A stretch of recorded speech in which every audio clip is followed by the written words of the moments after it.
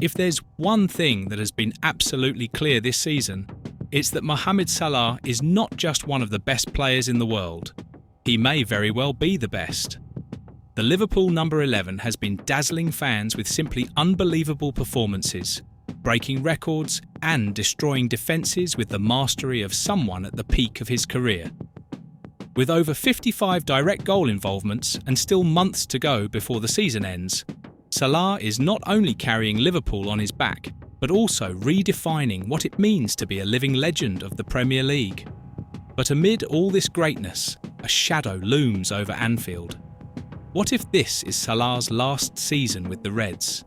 His contract is nearing its end, and the giants of world football are already circling. Paris Saint-Germain, Al Hilal, and other multi-million-dollar clubs are keeping an eye on the Egyptian, ready to offer fortunes to take him out of England. Liverpool's management, now under the leadership of Arne Slot, needs to make a crucial decision.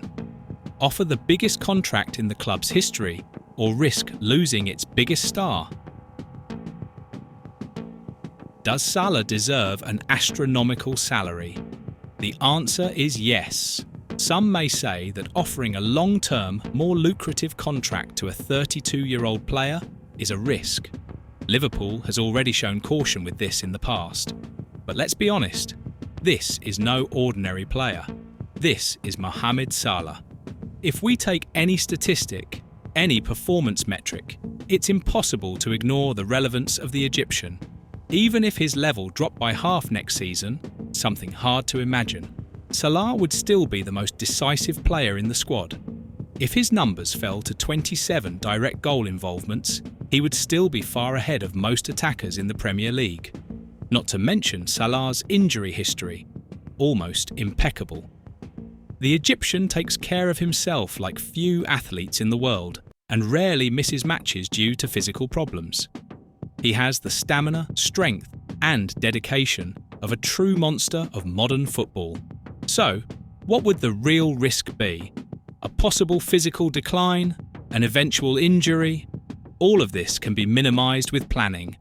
And even if Salah has a season below expectations, rich clubs will still be willing to pay fortunes for him, which means Liverpool will always have a profitable alternative if they need to sell him in the future. Some might argue that paying Salah around £525,000 per week, 50% more than what he currently earns, is a high investment. But think about it. How much would it cost Liverpool to replace what Salah brings to the pitch? If the club were to search for a replacement capable of maintaining the same level of production, they would spend no less than £100 million on transfers, not counting wages, bonuses, and the adaptation time of a new player. In the end, a new contract for Salah is much cheaper than trying to find a new star of the same calibre. Moreover, we are entering a new era at Liverpool. With the arrival of Arne Slot, major changes in the squad are expected.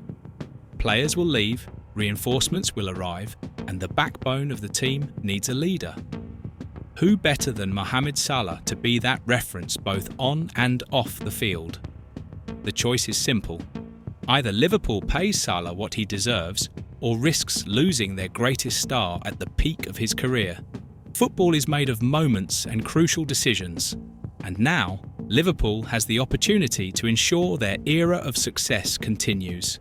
The only logical option is to renew with Salah, give him a contract worthy of the legend he has become, and keep writing history alongside the best player in the world.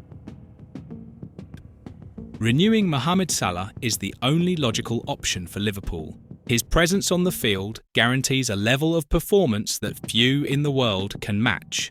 But what about the other attacking players? Are they on the same level? Unfortunately, the answer is a resounding no.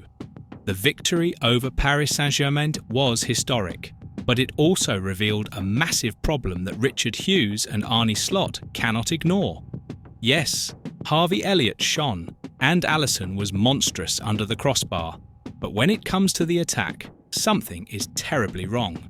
The duo of Luis Diaz and Diogo Jota simply did not deliver what Liverpool needs. And that's why the club is ready to let them go in the summer and completely overhaul the attacking line.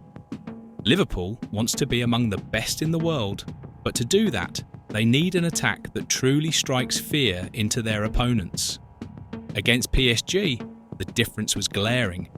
The French team created 21 chances and shot 27 times, while Liverpool had only 3 clear opportunities and a single shot on goal until the final minutes of the game.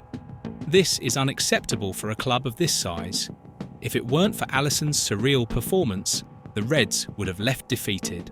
And if Liverpool wants to continue fighting for titles and ensure that next season is even stronger, it's time to make tough decisions.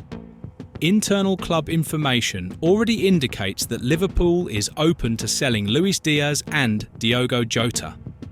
After what we saw against PSG, it's clear why. Neither of them managed to make an impact on the opposing defence. There was no dangerous movement, incisive dribbling, or real goal-scoring threats. In fact, the only shot on goal until the 87th minute was a header from Diaz after a corner in the first half. This says a lot about the attacking unit's inability to create plays and disrupt the game. And Liverpool cannot rely on Harvey Elliott and isolated moments of brilliance to win crucial matches. In top-level football, if you don't deliver, you leave. There is no room for repeated mistakes. Slot wants a more dynamic attack, and Hughes is already preparing to act. The victory in France was celebrated, but the attacking performance raised a concerning alarm. Until the final minutes, Liverpool couldn't create real danger, and that for a team that wants to be among the best in the world is simply unacceptable. If it weren't for Alisson's brilliance and Harvey Elliott's decisive shot, the story could have been very different. Hughes and Slot know this, and that's why they're already planning drastic changes. The question now isn't whether the attack will be restructured, but who will remain to lead this new era and who will make way for new pieces. Salah renewed and, as the offensive reference, essential. Darwin Núñez with more space and confidence? Yes. Jota and Diaz, who did little when they were needed the most? No more. Liverpool needs attackers who scare opposing defences, who take responsibility, who show up in decisive moments. The message has been delivered, and now it's up to the management to act. What do you think of this possible restructuring at Liverpool? Do you agree that Jota and Diaz no longer have a place in the team, or do you believe they can still bounce back? Leave your opinion below. Thank you very much for watching, and see you in the next video.